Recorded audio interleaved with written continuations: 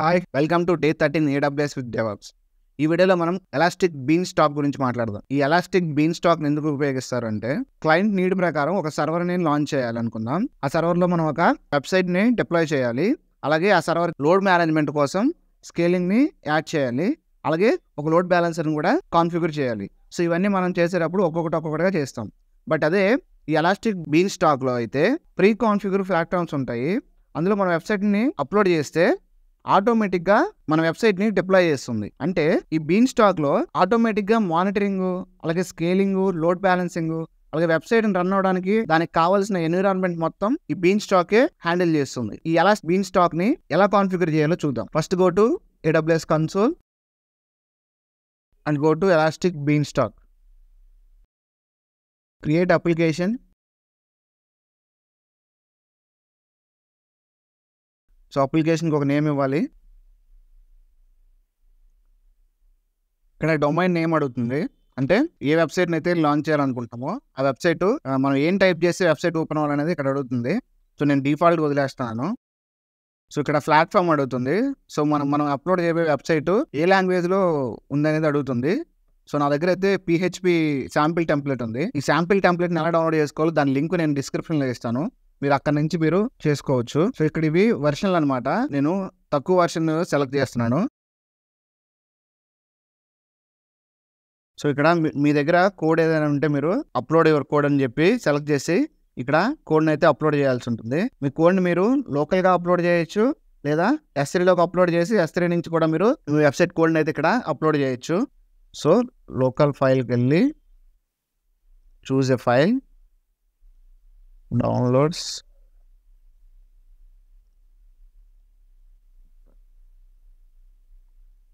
Single instance. So next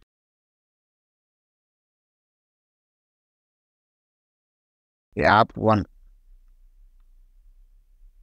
next so key pair select చేయండి. Hi server IP1. So next so VPC activated. So instance subnet select చేయాలి. So నేను 2A select చేస్తున్నాను. అలాగే database. So నేను database అయితే enable చేయట్లేదు. Next so ఇక్కడ general purpose SSD ఇచ్చాము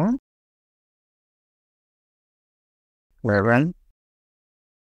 సో సెక్యూరిటీ గ్రూప్ సెలెక్ట్ చేస్తున్నాము SG1.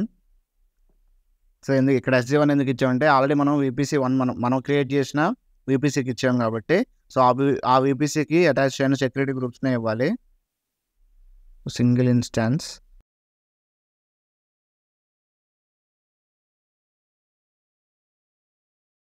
సో మన ఫ్రీ టైర్ అకౌంట్ కాబట్టి నేను T2 మైక్రో సెలెక్ట్ చేసుకుంటున్నాను.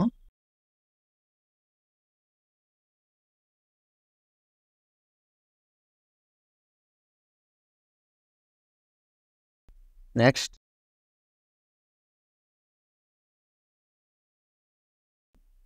సో ఇక్కడ మీరు ఎన్హాన్సర్ ఇచ్చి మీకు కావాల్సిన మెట్రిక్స్ని మీరు సెలెక్ట్ చేసుకోవచ్చు.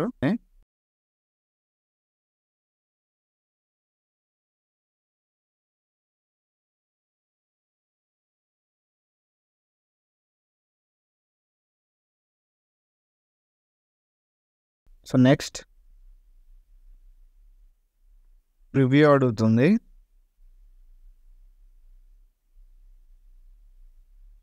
సో మీరు ఒక్కొక్కటి ఎక్కడైనా ఎడిట్ చేసుకొని చూడొచ్చు. So launch, submit. Been stock create అవ్వడానికి కొంచెం టైం తీసుకుంటుంది.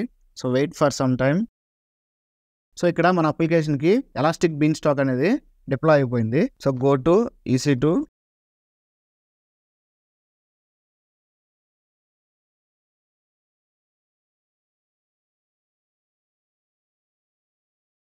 సో మనం క్రియేట్ చేసిన ఎలాస్టిక్ బీన్ స్టాక్ మీద ఒక EC2 సర్వర్ కూడా లాంచ్ అయింది.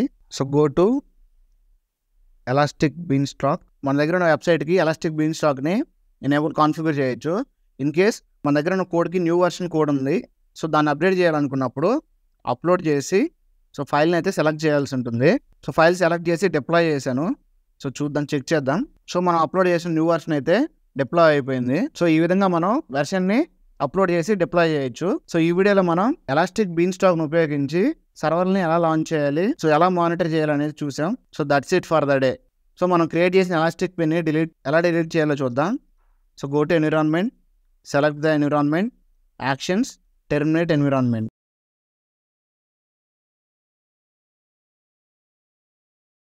Terminate. Then go to applications, select, go to actions and delete application. So ఈ విధంగా మనం ఎలాస్టిక్ బీన్ని డిప్లాయ్ చేయొచ్చు.